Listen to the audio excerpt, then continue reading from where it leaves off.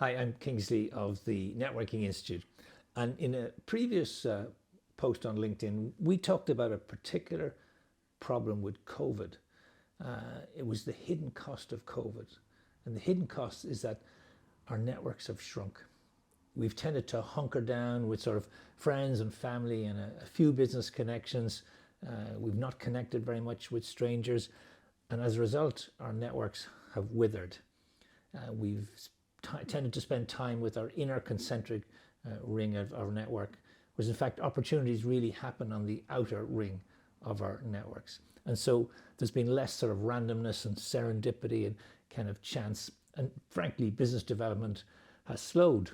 But now that we're gently moving back to work, to more and more face-to-face contacts, to a kind of a hybrid working relationship, we need to get back out networking. We need to kind of, refresh our networking skills. And the reality is that they've all become a little bit kind of rusty. And that's why we in the Networking Institute have been suggesting that organizations appoint a CNO, a Chief Networking Officer, or designate somebody to take that responsibility. And that's all about the social capital in an organization, for an individual. We all know about financial capital, we all know a lot about human capital, but social capital, the resources available to people in their and organizations in their personal and professional business networks.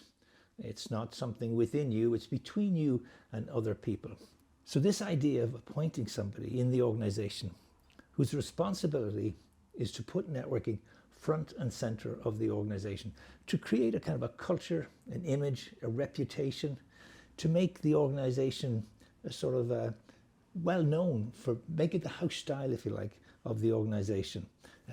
And this becomes really important, to train people, to teach people, to show people that there's a process to networking, to make sure that everybody in the organization has a kind of a networking plan, to promote the notion and concept of network intelligence, the idea that there's more smart people outside your organization than inside your organization, as your network is the way that you can find out about your sector, your segment, your geography, your city, your country.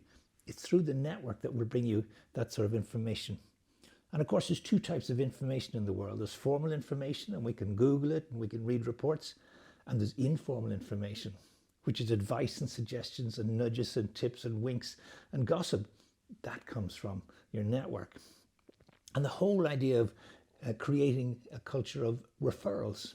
Very often people are quite weak at finding out from their best clients and customers who they would be willing to make introductions for. And so this becomes an important dimension. And the importance of weak connections, building a wide array of diverse weak connections. And the idea of building an alumni network, people who used to work for the organization that have left. I mean, the company that has done this brilliantly is McKinsey, who have 30,000 people who used to work for McKinsey are now working all around the world, many in very influential companies. And McKinsey keep in touch with them all the time. So people now joining companies, they want to learn, they want to develop, they want to advance. And there's such a thing as the employee experience. So all of these things fall within the remit of the CNO, the Chief Networking Officer. So we've put together a document about why companies should appoint a Chief Networking Officer. So click on the link below, or if you like, connect with us, and happy to send you a copy. I'm always happy to discuss what we think could be a really interesting and important role for the future coming out of COVID.